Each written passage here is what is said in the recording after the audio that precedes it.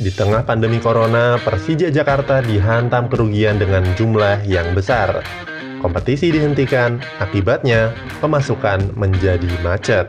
Sementara ada gaji pemain bintang yang masih harus mereka tanggung setiap bulannya. Video ini dipersembahkan oleh Pep Talk Jersey, sebuah brand yang bisa bikin jersey eksklusif untuk tim kamu.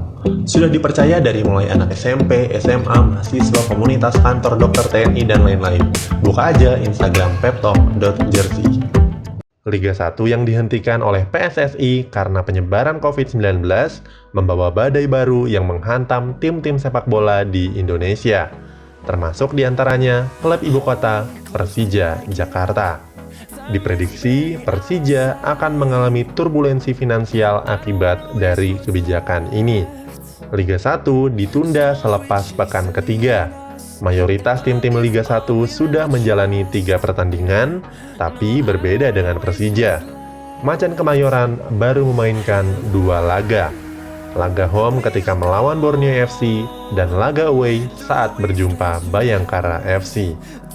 Di antara 2 laga itu, ada 1 pertandingan yang ditunda.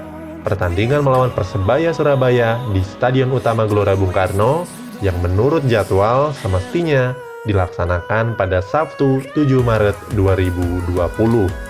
Laga big match itu terpaksa ditunda untuk mengantisipasi penyebaran virus corona. Karena 5 hari sebelumnya, atau 2 Maret 2020, Presiden Joko Widodo telah mengumumkan 2 kasus corona pertama di Indonesia yang bermukim di Jakarta. Akibat dari penundaan ini, Persija Jakarta sebagai tuan rumah sudah mengalami kerugian yang cukup besar. Direktur Olahraga Persija, Ferry Paulus, mengatakan panitia pelaksana Persija sudah bergerak mempersiapkan pertandingan secara normal, tapi sayang sekali pertandingan tidak jadi digelar. Pada tahun 2018, Ferry sudah pernah membocorkan berapa angka sewa untuk 1 pertandingan di Stadion Utama Gelora Bung Karno. Persija paling tidak harus menanamkan uang sekitar 2 miliar 40 juta rupiah, dengan rincian 540 juta untuk biaya sewa dan 1,5 miliar sebagai uang jaminan. Tapi biaya sebesar itu bisa tertutupi kalau pertandingan berjalan dengan normal. Dalam 1 laga, Persija bisa mendapatkan pundi-pundi hingga mencapai 4-5 miliar rupiah. Untuk penjualan merchandise saja, Persija bisa meraup sekitar 50 juta rupiah per laga. Sudah menjadi rahasia umum kalau perputaran uang di sepak bola memiliki angka yang besar. Tapi sebagaimana bisnis lain, kerugian seringkali tidak bisa dihindarkan. Penjualan jersey juga tidak bisa terlalu diharap. 1 bulan setelah launching, jersey original Persija yang beredar di pasaran masih versi player issue. Ketimbang buru-buru mengeluarkan jersey replika atau supporter version, manajemen Persija lebih memilih untuk mendaftarkan jersey musim 2020 untuk diklaim sebagai hak kekayaan intelektual. Langkah itu diambil demi memproteksi ide dari jersey dari segala bentuk pembajakan. Persija di tengah carut-marut karena corona ini mencoba mengambil 1 langkah penting, yaitu berupaya melindungi aset-aset yang dimiliki klub. Selain desain jersey, manajemen Persija juga mendaftarkan logo klub dan juara sebagai aparel resmi tim. Namun lagi-lagi, tanpa pertandingan, jumlah penjualan merchandise juga pasti ikut menurun. Satu-satunya pilar Persija untuk bertahan di tengah badai ini ada pada sponsor. Untuk musim 2020, Persija sudah menjalin kerjasama dengan 4 sponsor utama. Keempat sponsor itu terpampang di jersey Macan Kemayoran. Berdasarkan rilis resmi, tidak disebutkan berapa angka kerjasama selama 1 musim. Namun dari informasi yang beredar, angka itu mencapai 25 miliar dari total 4 sponsor yang menopang Persija. Jumlah itu diyakini lebih besar dibandingkan sponsor yang didapat Persib Bandung dan Bali United. Akurasi angka 25 miliar itu mungkin tidak tepat 100%. Tapi yang jelas, nilai kontrak dari sponsor sudah cukup besar, sehingga Persija berani melaksanakan launching tim di musim ini secara meriah.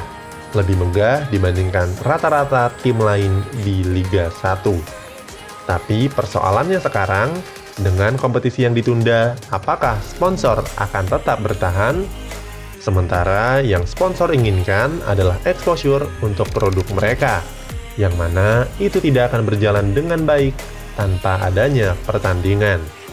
Semua bergantung lagi dengan kesepakatan yang tertulis di dalam kontrak bisnis. Perjanjian itu akan menentukan berapa lama sponsor bertahan di situasi yang seperti saat ini. Kalau para sponsor menarik uang dan tim kehilangan suntikan dana, Persija akan kesulitan untuk membayar gaji perangkat tim, mulai dari pelatih, pemain, dan ofisial tim. Terutama gaji para pemain yang pada musim ini melonjak cukup pesat. Itu bisa dilihat dari kualitas bintang yang berhasil dipertahankan dan direkrut oleh Persija. Marco Simic yang menjadi pemain dengan gaji paling mahal seharga 550.000 euro atau setara 9,7 miliar. Di bawahnya ada Mark Locke senilai 7,9 miliar rupiah. Disusul Evan Dimas dan Rico Simanjuntak yang memiliki gaji 6,2 miliar rupiah. Andritani Ardiansyah sebanyak 5,7 miliar, serta Osvaldo Hai dan Marco Motta yang mendapatkan nilai gaji sekitar 5,3 miliar. Gaji pemain tersebut adalah gaji yang dibayarkan Persija selama 1 tahun. Walaupun mengalami sederet kerugian, keuangan Persija saat ini mungkin masih kuat untuk menopang kebutuhan tim. Pertanyaannya, sampai berapa lama? Di tengah kondisi yang sulit ditebak seperti sekarang, krisis finansial bisa saja terjadi. Menunggak gaji pemain bisa menjadi salah satu opsi. Namun, cara semacam itu bukan sesuatu yang asing bagi Persija Jakarta, karena mereka pernah berada di kondisi yang sama pada tahun 2012-2013 saat tim sedang mengalami krisis.